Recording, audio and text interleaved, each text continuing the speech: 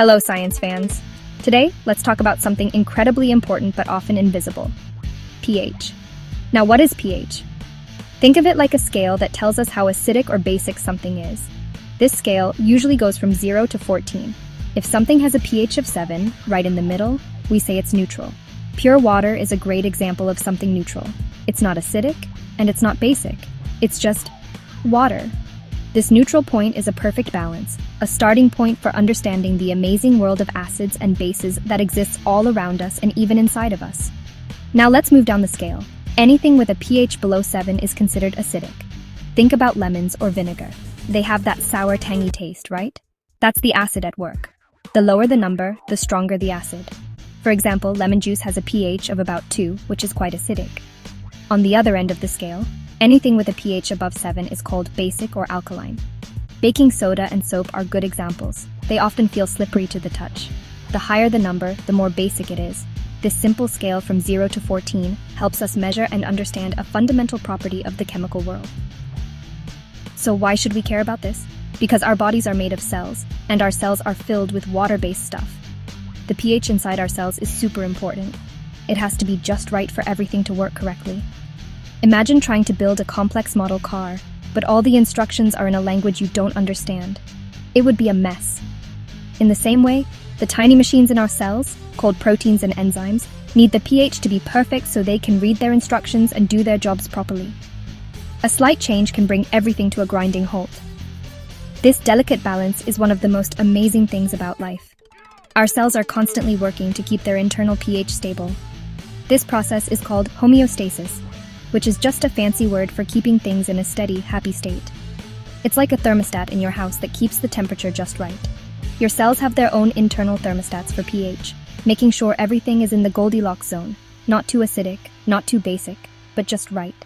This control allows the incredible chemistry of life to happen every second of every day.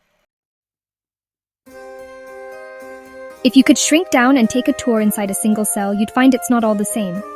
A cell is like a busy city with different buildings, or organelles, each with a specific job. And guess what? Each of these organelles has its own preferred pH level. The main city square of the cell is the cytoplasm. This is the jelly-like substance that fills the cell. The cytoplasm likes to stay very close to neutral. Its pH is usually around 7.2. This slightly basic environment is perfect for the thousands of chemical reactions that happen there, providing a stable backdrop for cellular life to unfold. Now, let's visit a few of the cell's important buildings. First up is the nucleus, the cell's control center, where all the DNA is stored. The nucleus also maintains a pH of about 7.2, just like the cytoplasm it sits in. Keeping the pH stable here is critical.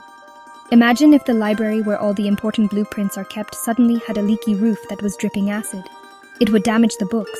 Similarly, a stable pH protects the precious DNA from damage and ensures it can be copied and read correctly when the cell needs to make new proteins or divide. Next, let's look at the endoplasmic reticulum, or ER for short. This is like the cell's factory, where proteins and fats are made. The ER also has a pH of about 7.2. This consistency with the cytoplasm makes sense because they are so closely connected. This stable, slightly basic pH is essential for the proper folding of newly made proteins. If the pH were wrong, the proteins would fold into weird, useless shapes, like trying to fold a piece of paper into an airplane when it's all wet and flimsy. The correct shape is everything for a protein. It determines its function. Finally, we have the mitochondria, the powerhouses of the cell. This is where the cell generates most of its energy. Things get a little different here.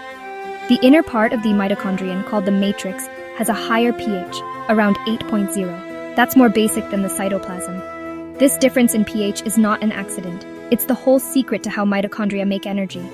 They actively pump particles, called protons, to create this pH difference, which then drives the machinery that produces ATP, the cell's energy currency. It's like building up water behind a dam to generate electricity.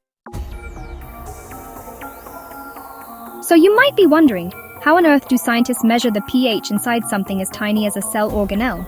We can't just stick a tiny pH meter in there. Scientists have to be very clever.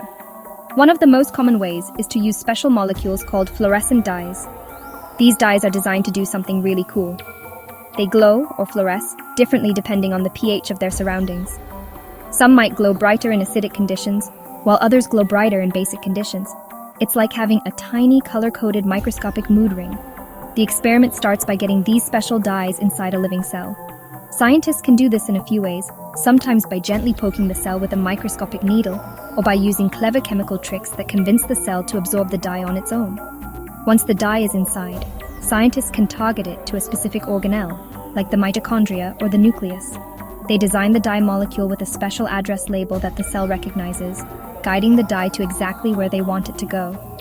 This precision is key to getting accurate readings from specific cellular compartments. After the dye is in place, it's time to observe. Scientists use a very powerful tool called a fluorescence microscope. This microscope shines a specific type of light on the cell, which makes the dye light up. By measuring the color and intensity of the light that the dye gives off, scientists can calculate the exact pH in that tiny spot. For example, they might see a bright green glow coming from the cytoplasm and a slightly different shade of green from the nucleus, allowing them to map the pH across the different parts of the cell in real time. This technique is amazing because it lets us watch what's happening in a living, breathing cell. We can see how the pH might change when the cell is busy, or when it's sick, or when it's exposed to a certain drug. It's not just a snapshot. It's like watching a movie of the cell's inner life. This allows scientists to understand how cells respond to their environment and what goes wrong in diseases. These clever experiments turn an invisible property like pH into something we can see and measure, unlocking some of the deepest secrets of how our cells work.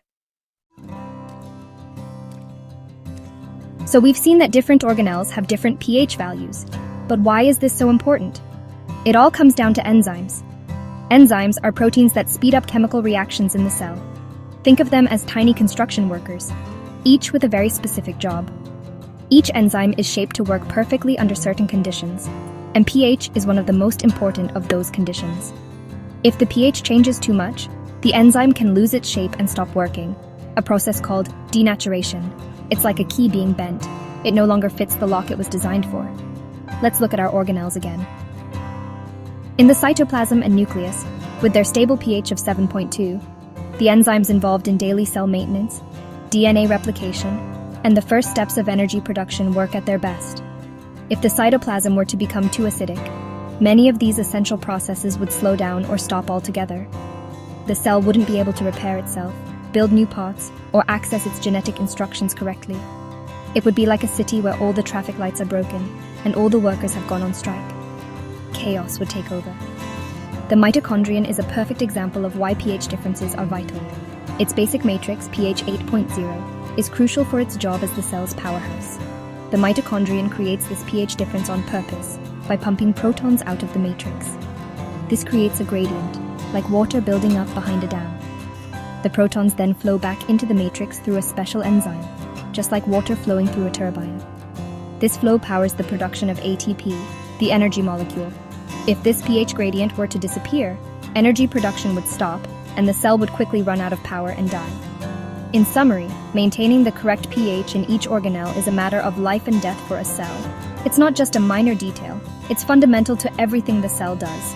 From protecting our DNA in the nucleus, to building proteins in the ER, and generating energy in the mitochondria, the right pH allows the machinery of life to run smoothly. When this delicate balance is upset, things can go wrong, leading to cellular stress and disease.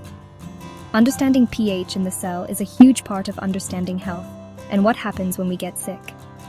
It's another amazing example of how science helps us appreciate the incredibly complex and beautiful world inside each and every one of us. Consider that.